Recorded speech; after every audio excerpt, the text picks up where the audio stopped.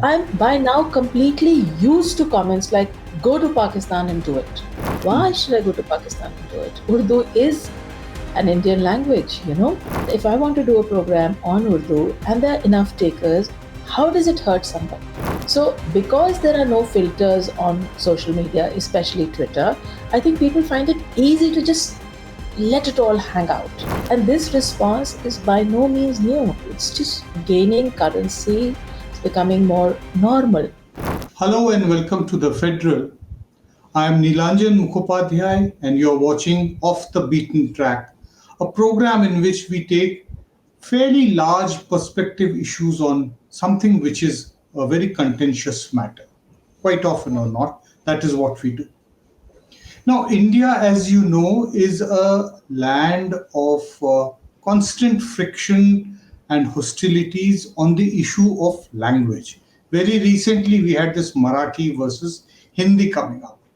But when we talk about language, the contestations over language, possibly the oldest and the most deep rooted is over Urdu and juxtaposing it with Hindi.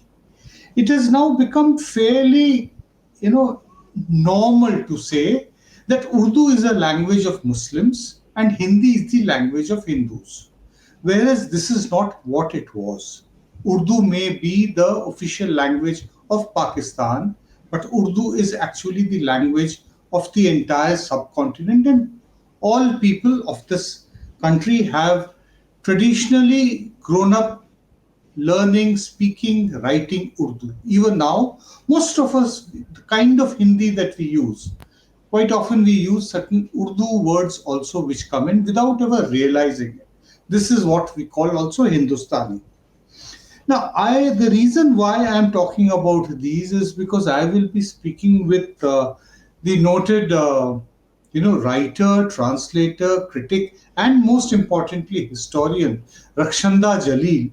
So, Rakshanda, welcome to this program, and thank you very much for joining on this program. And first of all, let me congratulate you for this wonderful, wonderful book, which is Whose Urdu Is It Anyway? Now, this is not a polemical text, although the title is fairly polemical. But what you have done is that you have selected very important Urdu stories written in Urdu, but which are written by non Muslim writers. This is something very interesting. Almost 4 decades ago, very casually, one of our professors let us know that her uncle, Bhishm Sani, used to write in the Farsi script or Urdu.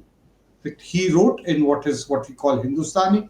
Some of his writings, Bhishm Sani's writing, have are legendary and they have been made into uh, serials. Tamas, for instance, very important works. Now, Rakshanda, let me begin with the introduction that you have written, which is actually begins with about a large number of questions. So the first real question is that Urdu, is it the language of Muslims? Or to be more precise, that is what you write, the language of Indian Muslims. Is it? You raise the question, I'd like to hear the answer from you. It isn't clearly. I mean, this can't be said enough, and people have been going blue in the face trying to say it, and which is why I thought empirical evidence was required why it isn't. And I put together this collection of stories by 16 people who don't happen to be Muslim. I belong to a generation that feels very awkward using words like Muslim and non-Muslim in a public discourse. Right. I would have thought that Urdu or writers is enough of a definition. But we've reached a point where we need these, clumsy and awkward and cringeworthy though these descriptions are. But to put this on the subtitle and the cover of my book took courage. It was not an easy decision to make. I would have thought just saying whose Urdu is it anyway would be enough. But we live in a time when we really need to drive home a point not with a hammer but with something bigger and stronger. and hence the use of this subtitle saying, putting it as clearly as possible, using the word non-Muslim. Now, it is we live in an age where stereotypes have currency, more currency than facts, and perpetuated through WhatsApp forwards, through completely misinformed notions. An idea gains currency. I'm not saying it's a new idea. For a fairly long time, as you yourself mentioned in your opening remarks, Urdu became associated with Muslims and Hindi with Hindus. But it was, I think, in the fringes of our popular debates, our public consciousness. A lot of people are willing to have a more nuanced understanding. We've reached a point where everything that we considered fringe is coming into the center of the stage. So what was once the loony fringe, I think, is now holding sway, not just when it comes to Urdu, Hindi, or language, or what have you, but everything: nationalism, gender, a whole bunch of ideas. And we've reached this bizarre point of stereotyping where colors, flowers, why just languages, everything has been compartmentalized. So orange is a Hindu color, green is a Green. Muslim color, lotus is a Hindu flower, maybe a rose or a jasmine is a Muslim flower. These are absurd. We just need to pause. There's a juggernaut of stereotypes and misinformation rolling across our screens, our whatever we happen to read or access. Very few of us, it seems, read books. But whatever it is, wherever we seem to get our ideas from, there's this juggernaut of misinformation and stereotypes. And poor old Urdu is, I think, a victim in all of this. Right. When I was discussing that we will do a discussion on your book and discuss a few stories, and also the basic idea as to why you got it, trying to dispel the notion that any language can be religion specific. You also mentioned the fact that, one of your excerpts of the stories, one of the stories was published in another website, and in which you drew my attention to the comments which came into this short story. And what one finds is that this kind of stereotyping is there all across. So, what All did the you time. find? I would just want you to just, say once again, Let me for first the let me benefit of our. let me first draw attention to the post, a very Yeah, popular online portal, used an extract from the book, a story by Kanhaiya Lal Kapoor called "मैंने अपना भारतीयकरण करा लिया है." Karadia. It was written in the 1950s. It talks about the growing sense of nationalism, nativism, of going back to the roots in a very tongue in cheek, funny, gentle manner. But the India that we live in, suddenly this acquires new meaning. That That's these, right. these ideas which we should have left behind in the 50s, not only are we carrying them, but we're carrying them in a sharper, more toxic manner, right? So if Yes. you would read Yes. that story, that is the sense you get, and that is the attention I'm drawing the reader's attention towards in my introduction. Now, coming to the Facebook post, nobody, it seems, the 200 odd people who had commented on it, nobody seemed to have actually read the excerpt, and the link was provided. All they had to do was click on the link and go to the Yes. excerpt. It was a knee jerk reaction. And Nilanjan, much of our debate, for want of a better word, is in the nature of a knee jerk reaction. We are responding. We are very seldom reacting to things in a nuanced manner. So, also with this story, that everybody was simply reacting to what they thought was, I mean, that their nationalism was at stake. They had to respond as proud Hindus, as proud Indians, to something that they thought was mocking. It was mocking the artificialness of certain ideas. It was not mocking. Why would I put something in public which is mocking something that I myself hold dear, the idea of a nation? So clearly, that was not the intent. Nobody wants to go towards the intent. Nobody really wants to even read anymore. you know Yeah. we whether it's Twitter, and for a long time now, 20 odd years, I run a small organization called Hindustani Awaz, and every now and Yes. then I do programs in and around Hindi and Urdu and Hindustani. Every time I put a poster or an alert on Twitter, which is by far possibly the more toxic of the various social media. I'm by now completely used to comments like, go to Pakistan and do it. Why should I go to Pakistan and do it? Urdu is an Indian language, you know. And if I want to do a program on Urdu and there are enough takers, how does it hurt somebody? So, because there are no filters on social media, especially Twitter, I think people find it easy to just let it all hang out. And this response is by no means new. It's just gaining currency, it's becoming more normal. And that is the worrying part. And somewhere the impetus in a book like this is to give you, for you to give you tangible evidence, as it were, Yes. that none of these stories are about Muslims. None of these stories are by Muslims. None of them are located in a Muslim milieu. They are not about the usual things that people associate with Urdu. You know? Yes, in fact, the Bharti Karan, the story that you talk about, which is written by Kanhaiya Lal Kapoor, that मैंने अपना Bharti Karan कर लिया. This is what is actually being forced upon in contemporary India, that you somehow or the other, you know, declare yourself to be a Hindu. Everybody from the people who are the votaries of Hindutva says that everybody in this country is a Hindu. They can have a different faith, however different, funny this might sound, but that you can be a Hindu of a different faith, Islam or Christianity, but you are still a Hindu. Isko aap maan lo, you accept this somehow or the other, and only if you accept it would you be able to live in peace and without being bothered. So that means Kanhaiya Lal Kapoor's short story, written in the 1950s at a time when India had started putting the balm on the wounds of partition, has once again come back in a vicious manner and Very unfolding every day, where you can have all kinds of, you said that the fringe has become the mainstream.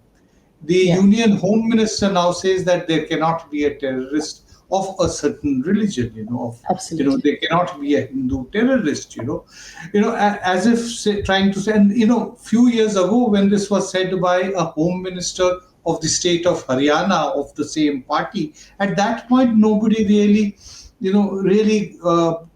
took much notice, because it was felt, he's a small fry, he's not very big within the Bharatiya But Janata it Party. matters who said it and from where.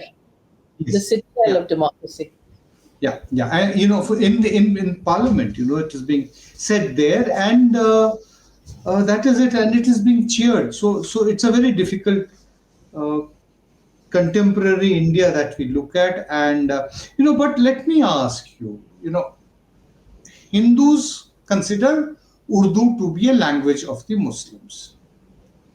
What is the sense among the Muslims also about Urdu, and visa, and also about Hindi? Do they also think that it is actually a language of the Hindus? Many years ago, I was traveling in eastern Uttar Pradesh, and somebody got talking about a matter of hadith. Hadith, as you would know, the where it lays down the Islamic practices and so on. And to prove his point, he went into his room and he came out holding a hadith printed in Hindi. And I said to myself, Urdu तो अब ख़त्म हो गई है UP से, हदीस भी जो सज्जन मुझे कोट करके सुना रहे हैं, that too is coming to me in Hindi. तो मुझे नहीं लगता, I don't think that there is any परहेज, any staying away from Hindi by the Muslims. I don't think there is any sort of Hindi is the language of Hindus, therefore we will not uh, teach it to our children or study it or whatever. I'm giving you this Right. example of the hadith being printed in Hindi and being widely read and widely accessed. Having said that, there is no shortage of lunatics on any side of any debate. So the very same Scroll article that I am referring to, the Facebook post from Scroll that I was earlier referring to, it is very illuminating, because while there are any number of people taking offense who clearly seem to have Hindu names, there's an equal number of Muslims also who are saying it was one of our words to the effect that, you are giving away what was our prized possession. So there is no shortage of people who have been brainwashed and who seem to think that, even among Muslims, who seem to think कि this was our greatest asset, and people like me are giving it away by saying mm, no, it's not just. Whereas, there is a history, there's a context to it. Urdu was a pan-Indian language in the early days, whether it yes. was Urdu journalists, whether it was right. I can rattle off any number of names, and it was north and south of the Vindhyas. So it's not as though it was a UP Bihar thing. There were major Urdu poets in the Dakkan. Bali Dakkani, whose grave was in Ahmedabad, the grave that was rolled over and built over was in Mm, Ahmedabad city. Dakkan, as in Hyderabad, Dakkan has produced any number of fine Urdu writers, poets, stylists, what have you. So there has been a pan Indian spread of this language, and right.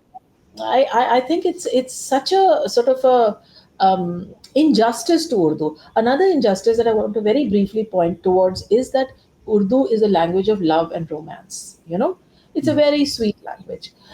I think it's a bit like, say, it's like what people do to women, for example. They say, oh, very, very good looking woman, and therefore not mm, to be taken seriously. Or a very mm. beautiful woman is somehow must be lacking in some way, deficient Mm, intellectually, and so on. mm, It's a grave injustice to women who take pride in their appearance. I think much the same has happened to Urdu. It has been viewed for far too long through a benign lens. That it's a very mm, sweet language. My grandfather used to only read Urdu. Well, what happened to you? Why don't you?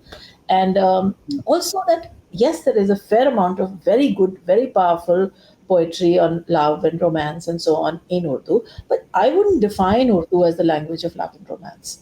I would say there's a political muscle in Urdu. I would say it's got a vim and a vigor. And more importantly, as stories and collections like this prove, it's a language that is deeply rooted in society you know so mm, it's a language about the people, for the people, by the people, and it is mm. talking about a whole range of things. I don't think Urdu has one or two or three tones and tenors or concerns. It's got multiple concerns, and those of us who link it to Islam or to Muslims do it an injustice, and so do those who link it only through love and Mm, romance. And forget that the Nara of Inqilab Zindabad actually was used by Hasrat Mohani, a major Urdu poet. mm.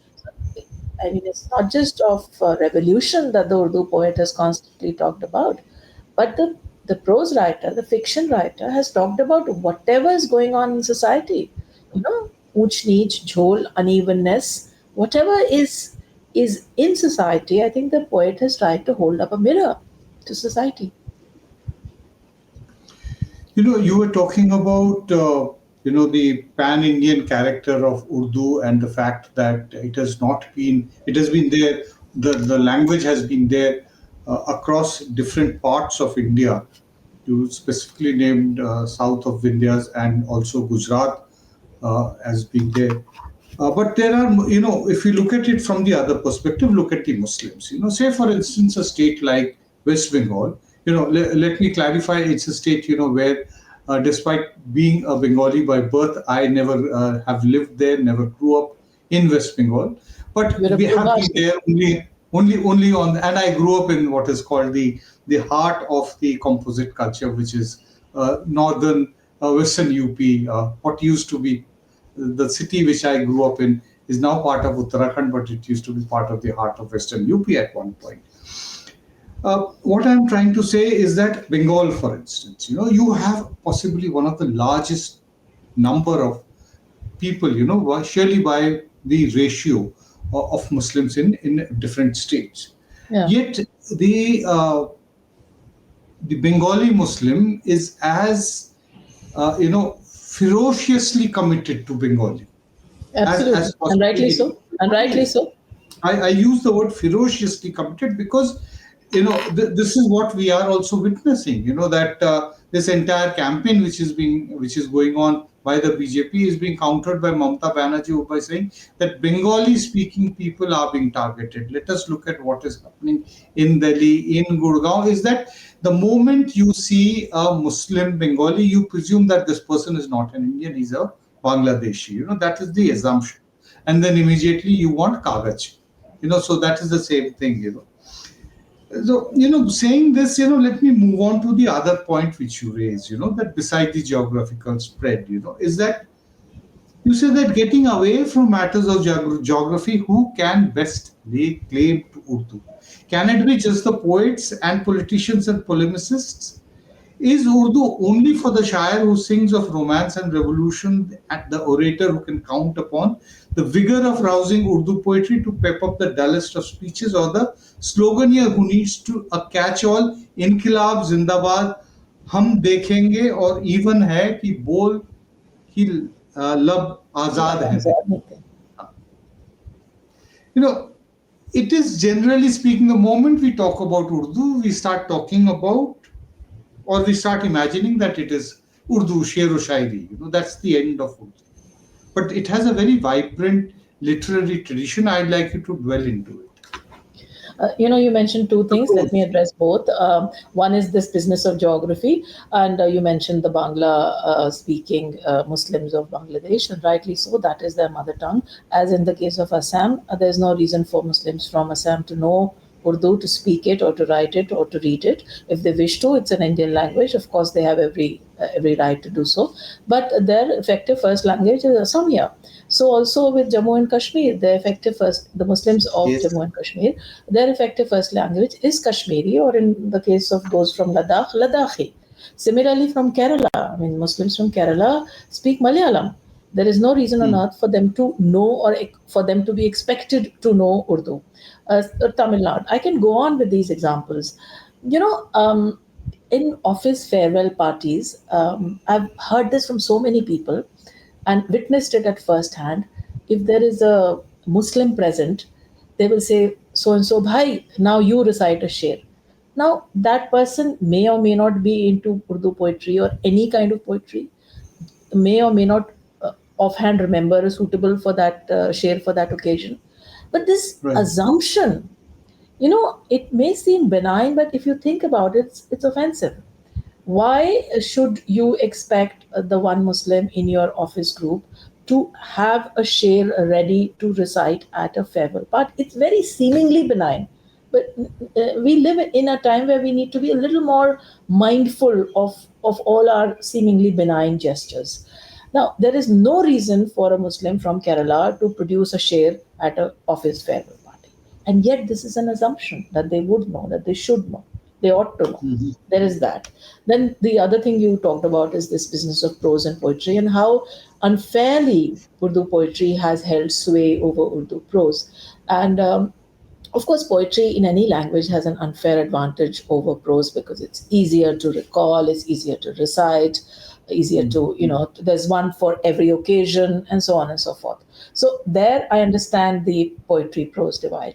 But in the case of Urdu, I think because fewer and fewer people read Urdu in its Urdu script, and there are these multiple versions of correct and incorrect Urdu poetry floating around, whether it's through WhatsApp forwards or whatever. So I think Urdu poetry is more in and around us, it's floating around us. We can pick correctly or incorrectly. I mean, most WhatsApp forwards about Ghalib or Gulzar are actually completely wrong. That's another matter. But the problem with prose is that you need to be able to read it. Yes, there are podcasts. Yes, there are audiobooks. Yes, there are multiple ways where things are being made accessible just through the spoken word. But that's only a fraction. The Hindi publishers are doing a great service by making large amounts of Urdu literature, both prose and poetry, available in Devanagari. And salam to all of them. But again, that's a tip of the iceberg. There is a khazana. There is a huge khazana of Urdu literature that's available. And that, unfortunately, is discretionary, subjective. Only that which is made available to people is known to people. Everything is not known, which is why translations, I think, do a great service, which is why anthologies do a great service, which is why collections such as this. The idea is to open a window. You read a Kanhaiya Kapoor and you say, okay, let's see what else I can find written by him. I think the idea of a collection such as this is to whet your appetite and to make you go looking for more. Right. Urdu, at least in the 50s, 60s, 70s, and maybe even up to the 80s, after 90s, I think the trend started going, was largely sustained as far as the mass consciousness of the country is concerned by our Hindi film industry, what is also referred to as Bollywood. Now you have, I know, very closely interacted with two of the giants, literary giants of the cinema industry. One is Gulzar Saab, and the other is, of course, Javed Akhtar.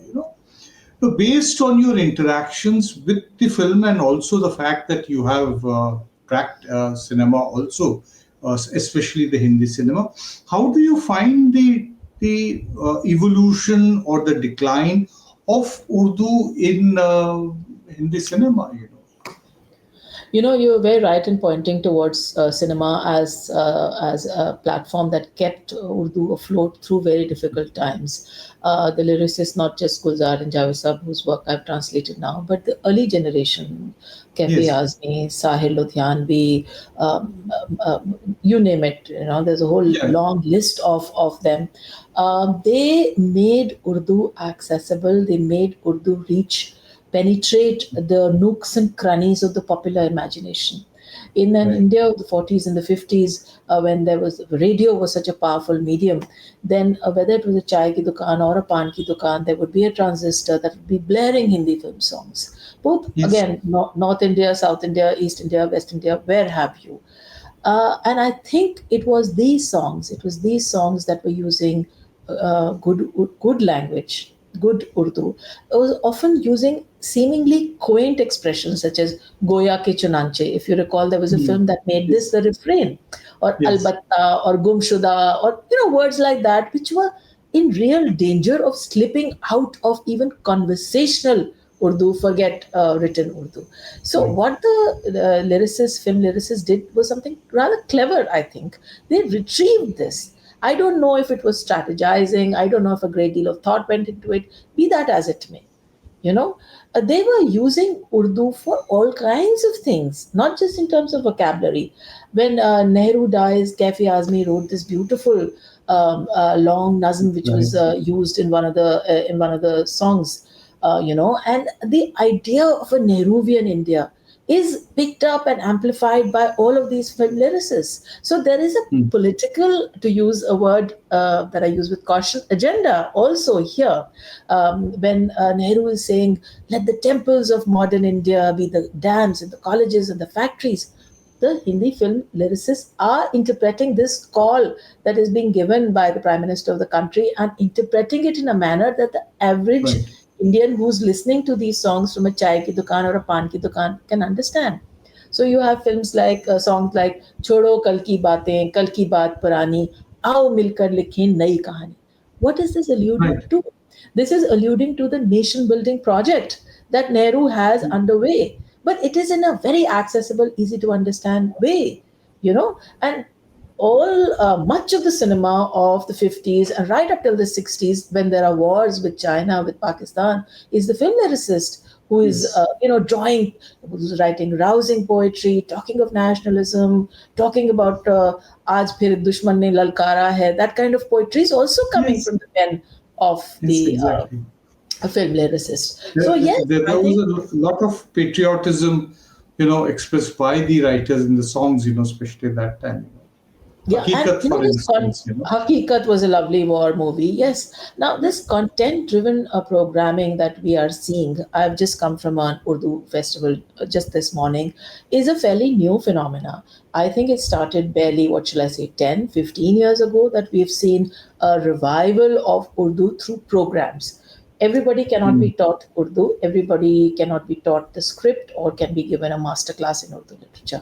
But what people can do, and this is what I myself have been trying to do through this small endeavor that I have called Hindustani Awaz, which I've been trying to Mm. run for 20 odd years, where my idea is that I can't teach the script. I can't, give you Right. 5 easy lessons into Urdu. What I can do is have an intensive day-long celebration of Urdu where we Right. have sessions, not conversations, not discussions, just readings, recitations.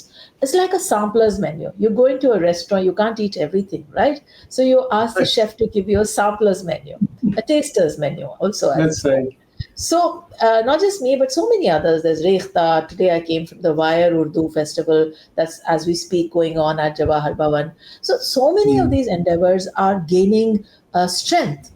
And I'm seeing this in the past 15 odd years. And I think this is very, very heartening. And again, this is not a Delhi centric thing. You know, those of us who It live in is. Delhi NCR seems to think the world is around us. But I know people are doing this in Bombay. I know they're doing it in Pune. They're doing it in so many cities at various levels where they are devising, curating, putting together very good content. And the Mhm. idea is Dastan Goi is again, why is Dastan Goi so popular in the South? Maybe they don't understand 80%, or I would go so far as to say 90% of the actual words. But words have a jadoo, words have a Mm. magic. They can True. transpose you to a word where you don't need props. Plays need props. Dastan Goi needs no props. It's Just sit and just a narrate a person story. sitting there and making a narratorial arc that comes and reaches you in the audience. That's right. So all of this is happening around us. You're very right in saying that cinema actually was the precursor to all of this. But so many other performing arts now have mushroomed and have grown and have spread to different cities. And they are carrying, as it were, Urdu to places where maybe Urdu is not understood fully. But that's all right. Small signs of hopes. Yes, Let's in move on dark to times. your 16 short stories in this book. Now there are writers who are from different people who are writing about themes of like Kanai Kapoor's short story we talked about, Bharti Karan in the 50s. There are people who have gone through that period of partition, possibly one of the worst traumas. We saw some of the finest literature written about. Everybody knows about, Manto is almost a a folk name, but now people might not have read, but they know enough about Manto, or many other stories, short story writers, or even novelists of that time. So, how have you, broken up the short stories? How did you go about your selections? I wanted Because I read Gulzar's story also, and Gulzar's story is, absolutely contemporary. It is happening in today's India. Yeah, absolutely. So the three writers who are alive from my lot, while some were writing in the 80s and the 90s also, but the three that are alive, one is Renu Behed, who lives in Chandigarh, who Mhm. talks of female feticide in Punjab, and a story Right. called Draupadi Jaguti. It talks of something very, very important, which is how the male female ratios got skewed because of the desire to have male children. Now, this is a very topical issue, but she writes in an Urdu which is inflected with Punjabi.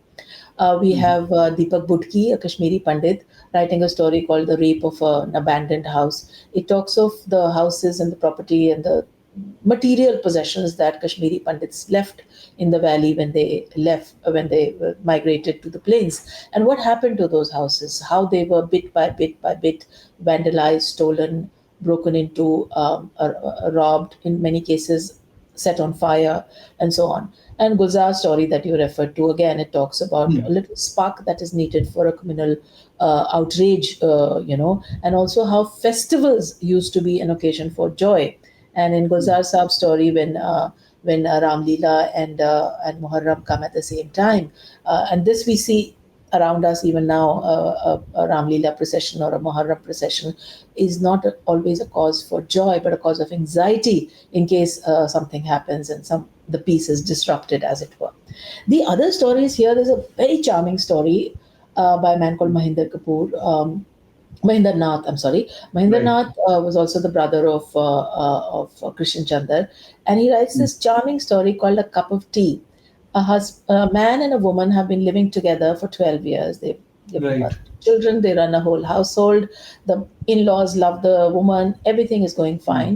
But under pressure from society, they are made to feel that they are living in sin because they're not married to each other, even though they have a perfectly harmonious life. Relationship. And so, relationship, and they're very integrated with the in-laws, with children, with society, with everybody. But one fine day, the man feels compelled to marry the woman, and it Mhm. ends on a very sweet, very gentle note. The woman who's been making him a cup of tea and bringing it for him in bed every day says that, okay, now we are married, now you're going to make me the Now tea, it's your and I'm going to turn. have bed. It's your I, turn. I, Now, I these read are, that story. yeah, now It's tell a me, what is Muslim remarkable. Yeah, about this? What is Islamic about this? What nothing. is typical of anything?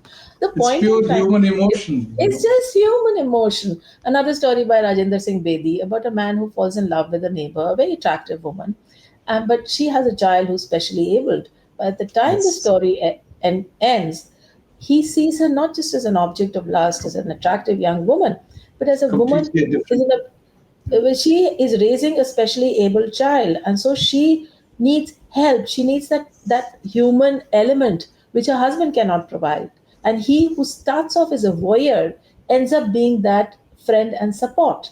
Now, what is Muslim about this? What is typical of Urdu about this? The point is that languages dip into society, they dip into the world around them.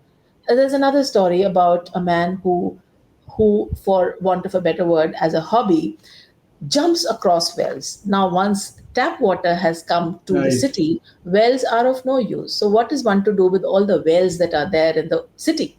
So, this man decides that he's going to start jumping across them. And soon he becomes the most famous jumper across of wells, if that is a designation.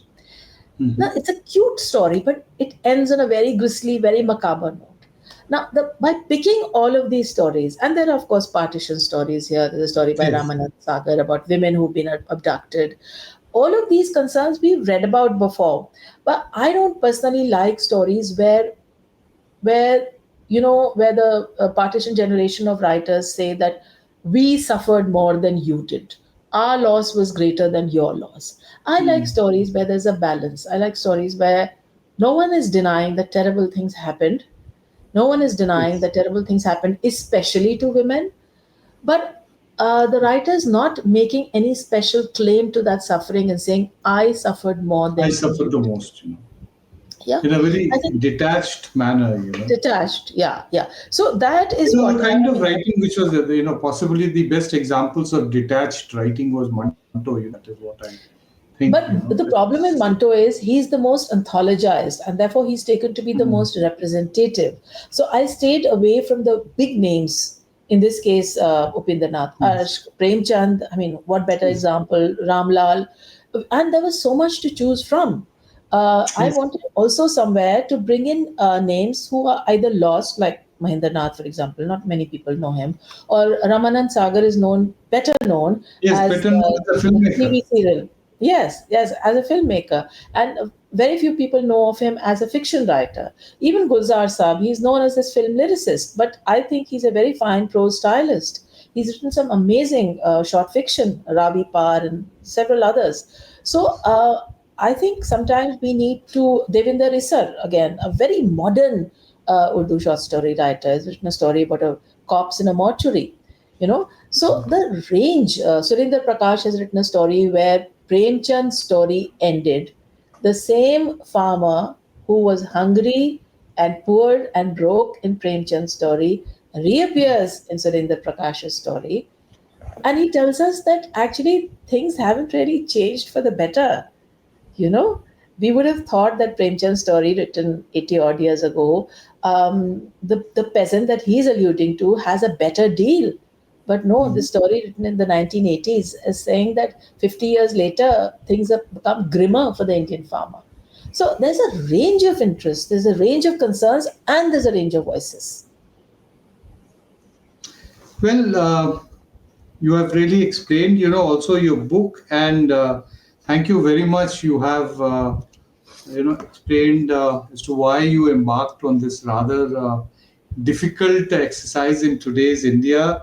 I would recommend everybody to read and try to understand that Urdu is actually not any just one person's or one community's, or it is not fixated with one religion, but in fact one has to understand it in its entirety. As Rakshanda writes in her book, in the introduction, that as long as Urdu is yoked to a religion, Islam and a certain community, Muslims, it will never be understood in its entirety.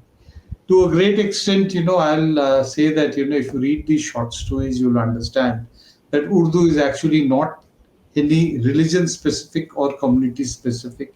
It is actually a language which is of large sections of Indians, different communities, They all have the combined joint heritage of Urdu. Congratulations, Rakshanda, once again, and it's Thank you. really been wonderful to speak with you on this Thank you, Nilanjan. subject, which is actually very important and it touches the heart somewhere or other. Thank you very much once again. My pleasure.